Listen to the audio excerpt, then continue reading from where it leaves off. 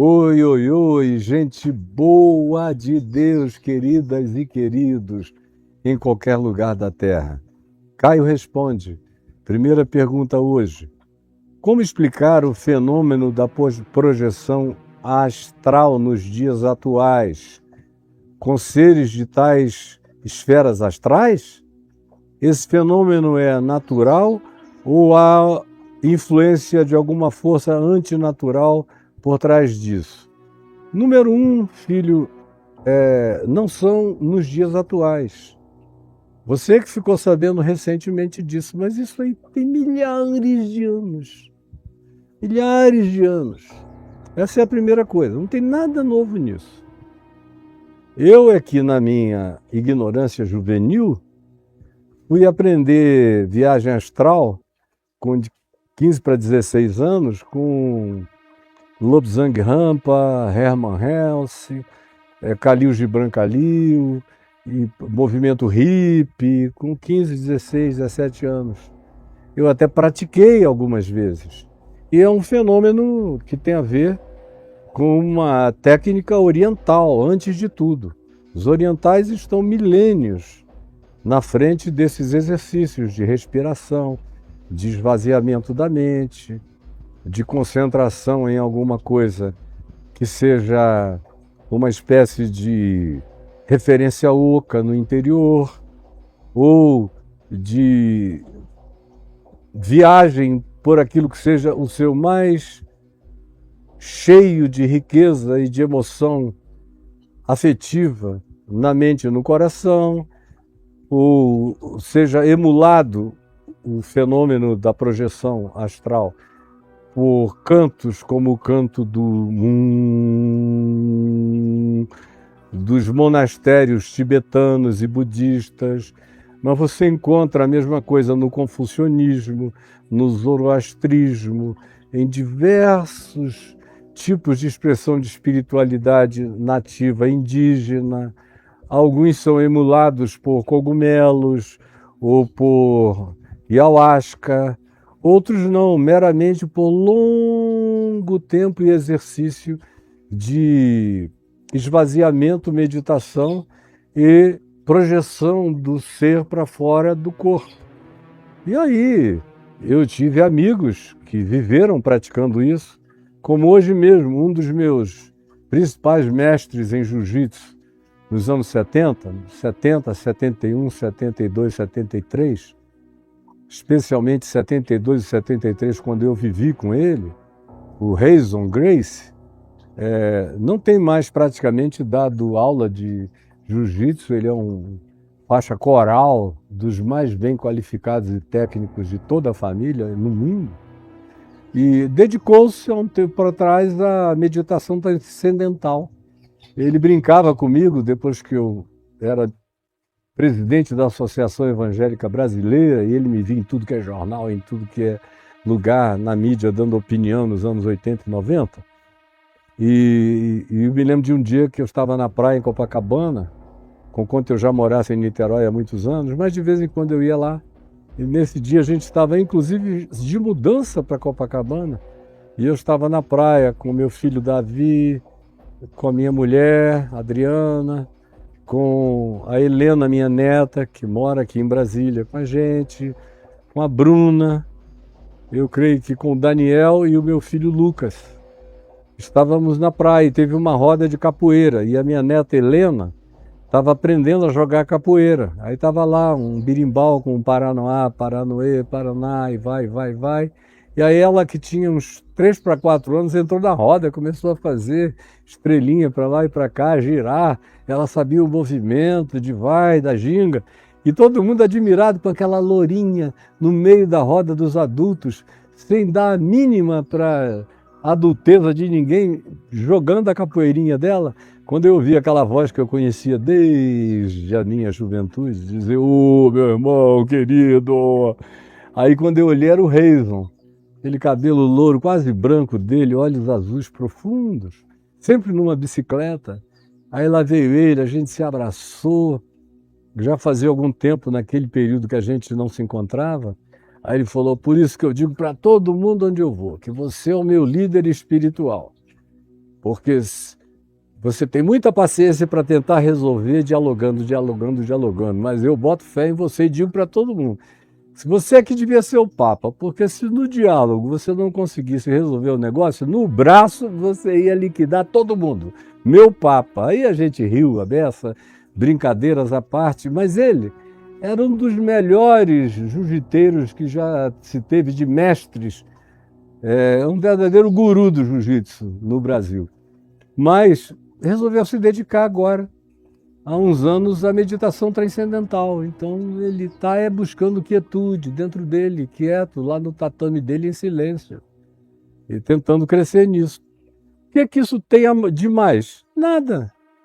Você vê, por exemplo, o profeta Eliseu no Velho Testamento, quando pediram a ele uma profecia e ele estava muito agitado, porque estava no meio de uma guerra, o que é que ele fez? Ele pediu um arpista para começar a dedilhar do lado dele, para ele ir se concentrando na música e se dissociando do tema bélico, até entrar num espírito de calmaria interior, a partir do qual ele recebeu a palavra do Senhor no seu coração.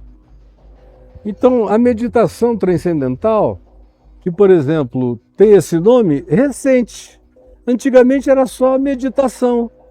Todos os profetas praticamente bíblicos foram homens de meditação. Jesus entrava nas cavernas e não se dizia, Jesus foi fazer meditação transcendental. Nem precisava, ele era a transcendência encarnada. Mas ele dormia com regularidade nas grutas, nos lugares desertos, sozinho, no silêncio, acordava de madrugada, meditou mais do que a gente pode imaginar. Ele inicia o ministério dele com 40 dias de meditação, de jejum, de oração, de silêncio no deserto. Eu passei os primeiros 8 para 10 anos da minha vida pregando para todo lado, mas separava dias, às vezes, em que eu me isolava 5 dias só para jejuar, orar, e fazia isso dia sim, dia não, eu jejuava. E de 15 em 15 dias, pelo menos, eu ficava 4, 5 dias em silêncio, só com a Bíblia, os Evangelhos, o Novo Testamento, a oração, o jejum e os sonhos, porque eu sou um homem de muitos sonhos. Os meus sonhos são carregados de visitas a mundos paralelos riquíssimos, de onde eu venho muito inspirado. Como eu decorei o Novo Testamento quase todo em sonhos, como durante anos, até uns 20 anos atrás, eu era capaz de sair recitando cartas inteiras de Paulo que entraram no meu coração em sonhos. Os evangelhos entraram em mim como sonho.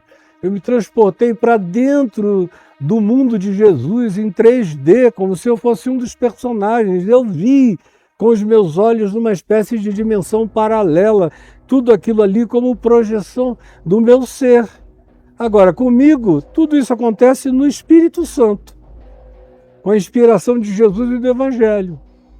Mas eu já vi um amigo que começou a fazer meditação transcendental e começou a invocar alguns espíritos espúrios e ficou dodói.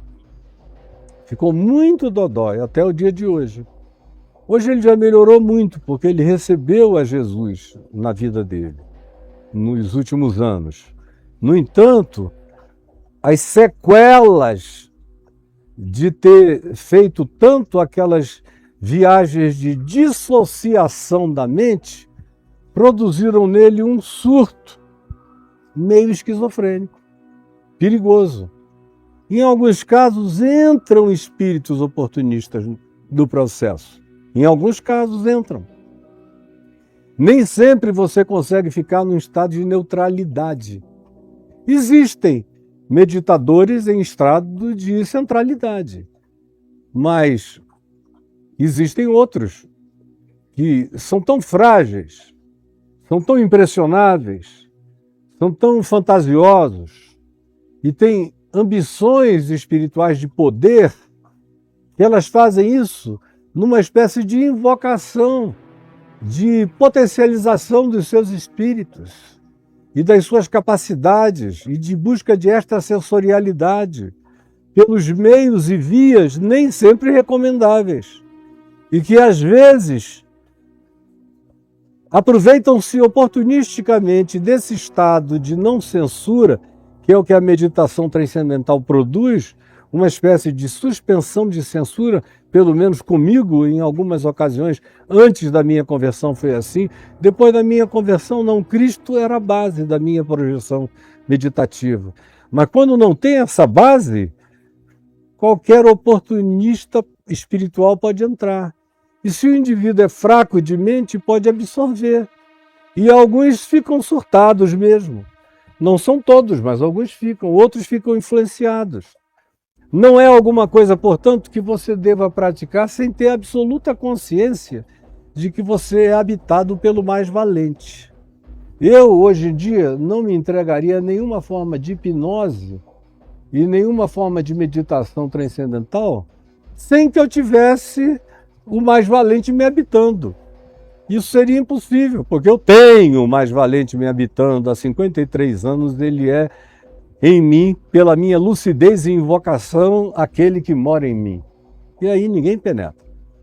Por outro lado, eu pratiquei jejuns e orações longos durante anos e anos e anos, e só o que crescia em mim era a compreensão de Cristo, a compreensão do mundo espiritual, dos principados, das potestades, das dimensões e da alma humana.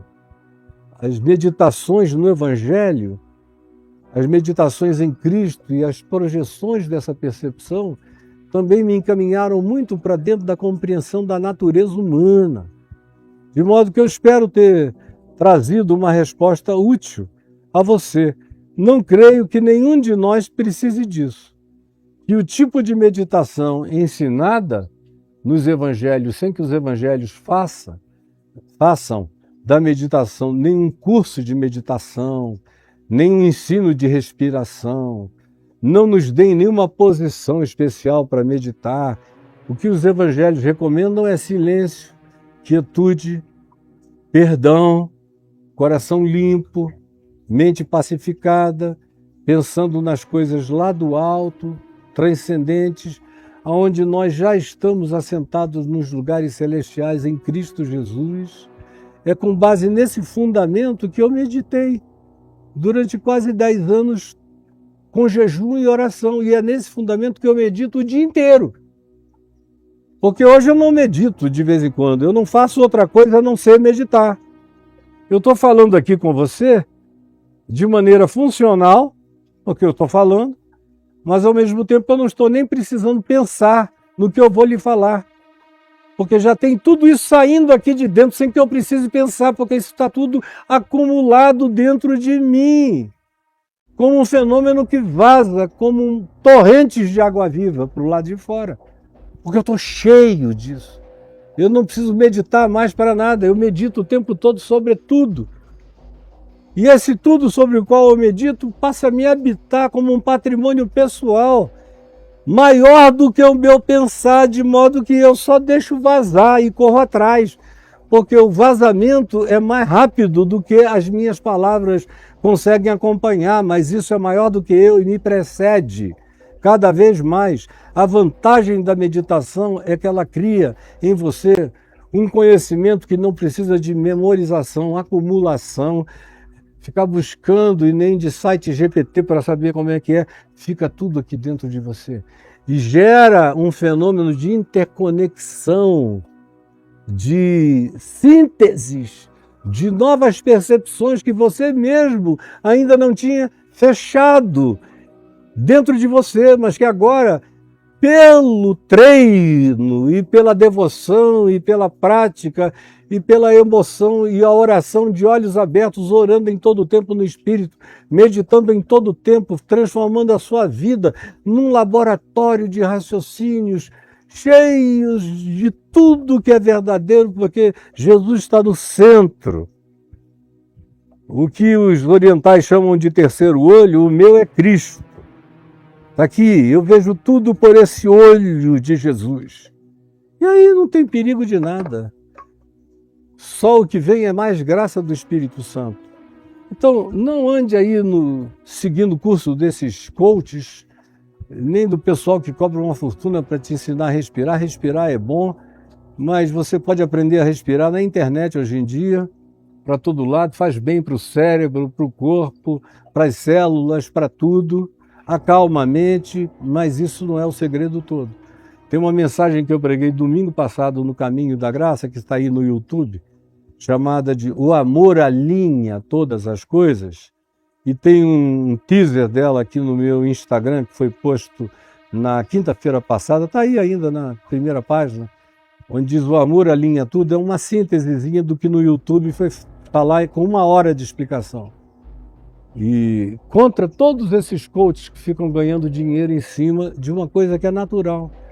O amor alinha tudo isso. Quando a gente ama, a gente medita. Quando a gente ama, a gente ora. Quando a gente ama, tudo aproveita, tudo enriquece. O amor nos enriquece a partir de tudo e de qualquer coisa. O problema é que você prefere aprender um cursozinho que não vai completar nada, que é só mecânica mental e funcional, e olhe lá, rasa, porque você tem medo de amar, tem medo de perdoar, tem medo de se entregar, tem medo de ser como Jesus. Eu tudo que quero é ser como Jesus. E em Jesus eu aprendo tudo isso e pratico tudo isso porque ele disse, fará as obras que eu faço e outras maiores fará, porque eu vou para junto do Pai. Eu espero que eu tenha sido suficientemente claro para que você tenha entendido. Tem uma outra pergunta aqui que é uma missiva, mas eu vou deixar para o nosso próximo encontro. Hoje eu paro aqui com você, desejando que você tenha entendido e que eu não tenha corrido em vão, mas que a sua mente tenha sido dotada de compreensão. Um beijo para você.